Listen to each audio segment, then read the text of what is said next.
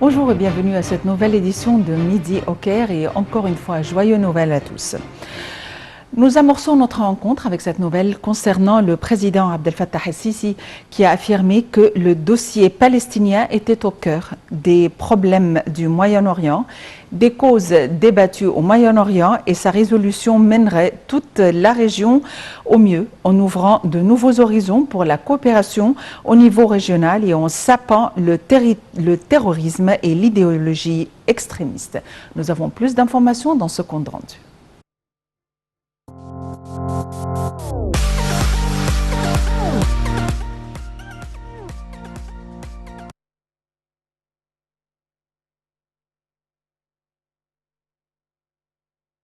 Le président Abdel Fattah el-Sisi a accueilli le secrétaire du Trésor des États-Unis, M. Minkin, en présence du ministre des Finances, Dr Mohamed Maït, et du chef des renseignements généraux.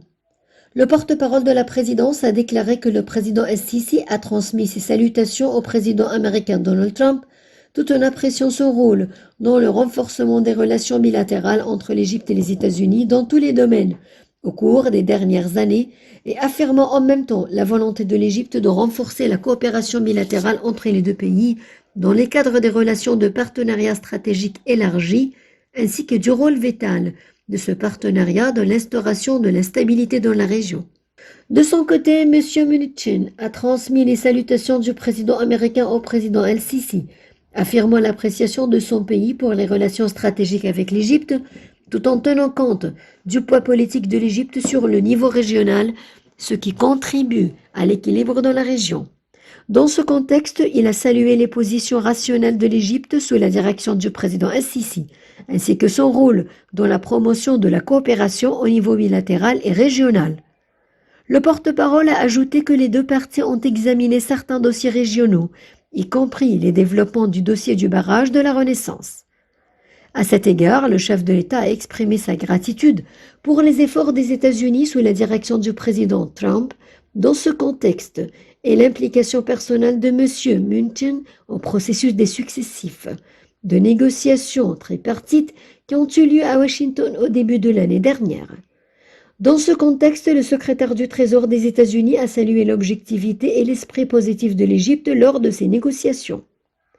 D'autre part, les deux parties ont également examiné l'évolution de la question palestinienne et les moyens de relancer le processus de paix. Alors que le président al-Sisi a affirmé la position ferme de l'Égypte à cet égard pour parvenir à une solution juste et globale, garantissant les droits du peuple palestinien et établir son État indépendant conformément aux références internationales, exprimant l'aspiration de l'Égypte à une coopération continue avec les États-Unis à cet égard. Étant donné que la question palestinienne est au cœur des problèmes du Moyen-Orient et sa résolution mènera toute la région au mieux en œuvrant de nouveaux horizons pour la coopération au niveau régional et en sapant le terrorisme et l'idéologie extrémiste.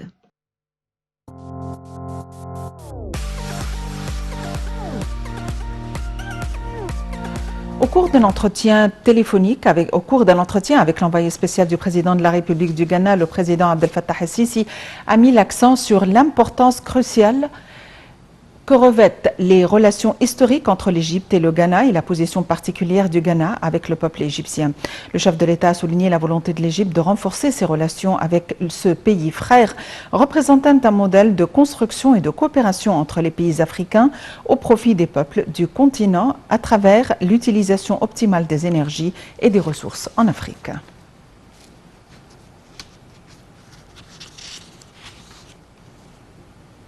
Sur le plan interne, le chef de l'État, le président Abdel Fattah el-Sisi, a donné ses directives afin d'intensifier les efforts relatifs au programme de formation pour les employés et les cadres du gouvernement sur les méthodes scientifiques modernes de l'administration dans le cadre des préparatifs du gouvernement à se déplacer vers la nouvelle capitale administrative.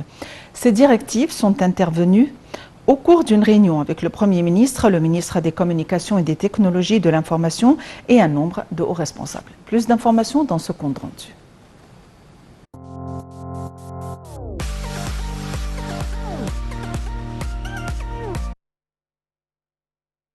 Le président Abdel Fattah el-Sisi s'est réuni aujourd'hui avec le Premier ministre Dr Mostafa Madbouli le ministre des Communications et des Technologies de l'Information, Dr Amr Talat, le ministre du Logement, des Services publics et des Communautés urbaines, Dr Rasim El-Ghazzar, le conseiller du président de la République pour l'urbanisme et le PDG de la Société de la Nouvelle Capitale Administrative.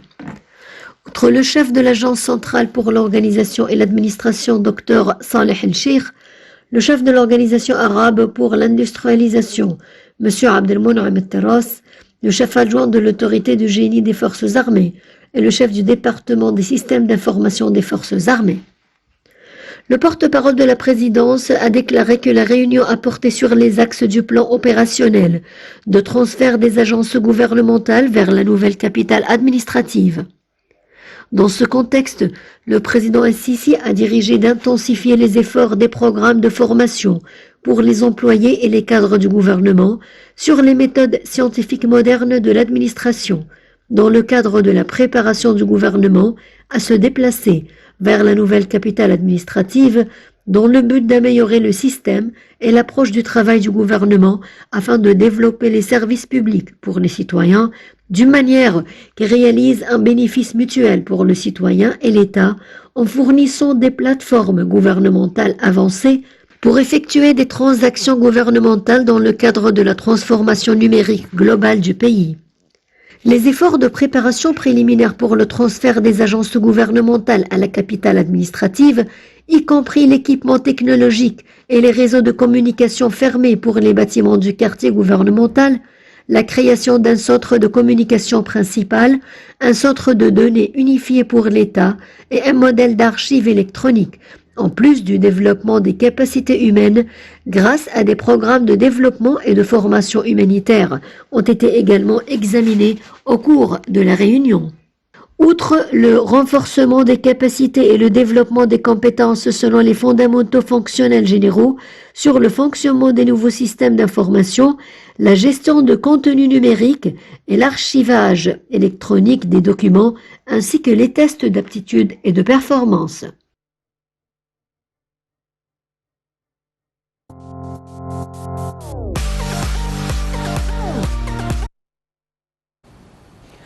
C'est le Noël copte et en cette occasion, le chef de l'État, le président Abdel Fattah el-Sisi, a adressé ses vœux aux Égyptiens résidant à l'étranger en cette occasion. Par ailleurs, le Premier ministre Dr Moustapha Madbouli a envoyé un message de vœux au pape Tawadros II, le patriarche d'Alexandrie et de Samarque à l'occasion du Noël copte orthodoxe. Le chef du Conseil des députés, Dr Ali Abdelal, a également adressé un message de vœux au pape Tawadros. Il faut dire que le ministre de la Défense et de la Production militaire, commandant général des forces armées, le général Mohamed Zaki, a adressé un message de félicitations au pape Tawadros II, pape d'Alexandrie et patriarche de la prédication de Samarque à l'occasion du Noël copte orthodoxe.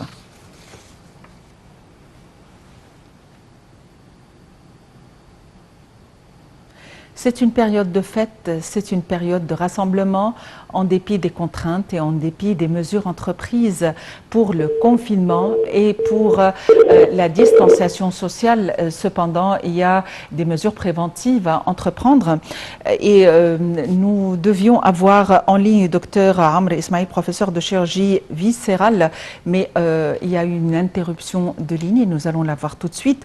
En cette occasion, il faut dire que les chrétiens en Égypte célèbrent le réveillon de Noël avec un peu plus évidemment d'appréhension et dans des conditions parfois difficiles en raison des mesures entreprises de confinement et des restrictions relatives à la pandémie. Le pape Tawadros II, pape d'Alexandrie, patriarche d'Alexandrie et de la prédication de Saint-Marc, célèbre la messe de minuit dans le monastère de Saint-Bichoy à Wadi Natroun, en présence d'au moins 200 fidèles et au milieu de mesures de protection très strictes. Il faut dire que le nombre de personnes qui seraient invitées à assister à la messe serait très limité. Tout est fermé, il n'y aurait pas de restaurants qui seront disponibles très tard le soir, il n'y aurait pas de rassemblement à à un niveau élargi en raison de la pandémie, mais très certainement les familles vont célébrer dans des mesures très restreintes.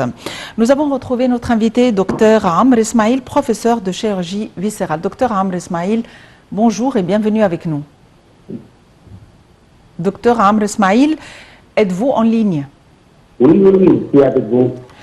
Docteur Amr Ismail, c'est Noël et malgré la pandémie, malgré toutes les restrictions et le confinement, les familles voudraient se retrouver, les membres des familles voudraient se retrouver entre eux. Ils pourraient assister à la messe, mais un nombre très restreint aurait l'autorisation d'assister à la messe. Donc, quels sont les conseils à donner en cette occasion? En fait, comme vous l'avez dit, c'est vrai qu'en ces années, on va faire une petite messe pour la fête, mais le nombre des assistants sera trop limité. Et ça, c'est normal avec les circonstances qu'on a pour cette année. Donc, il faut avoir des précautions importantes quand on va se présenter.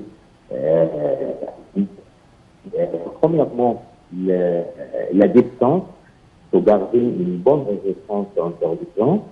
Il faut éviter de serrer les mains, de l'embrasser, tout ça.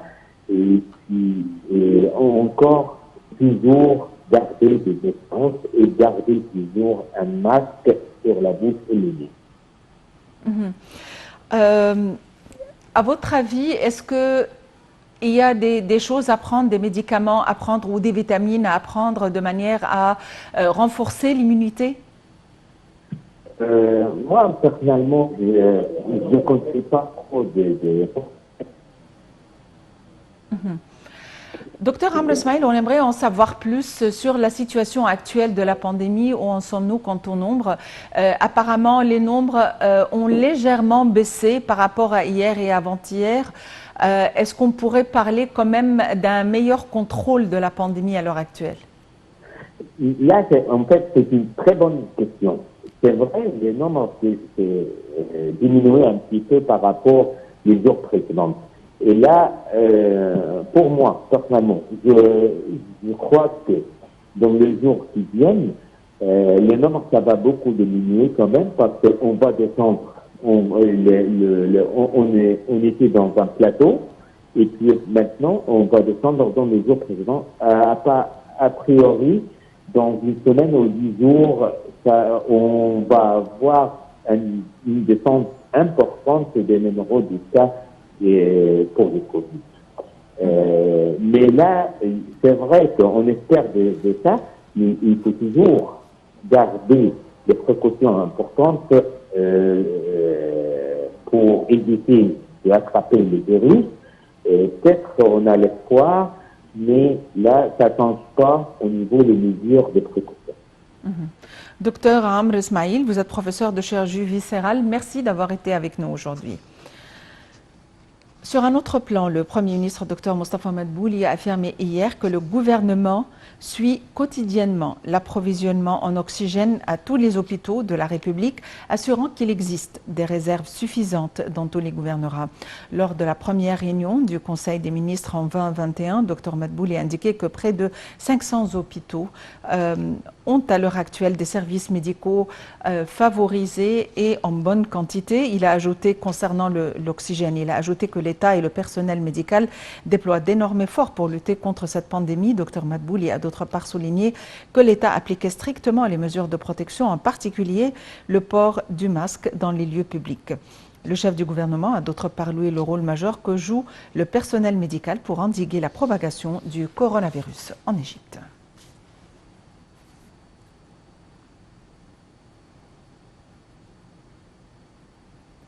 Le ministre des Affaires étrangères, Sameh Choukri, a signé l'accord d'El Ola à la clôture du 41e sommet du Golfe tenu hier dans cette ville située au nord-ouest de l'Arabie saoudite.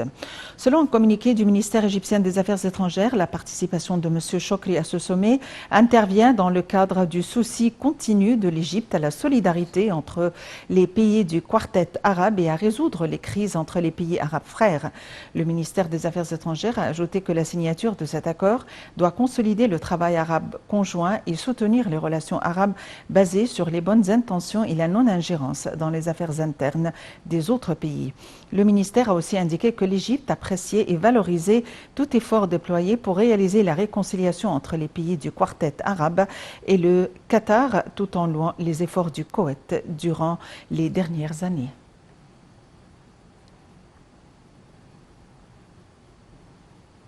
Fin de cette émission quotidienne Midi au Caire. Merci de l'avoir suivi. Joyeux Noël à tous et à la prochaine.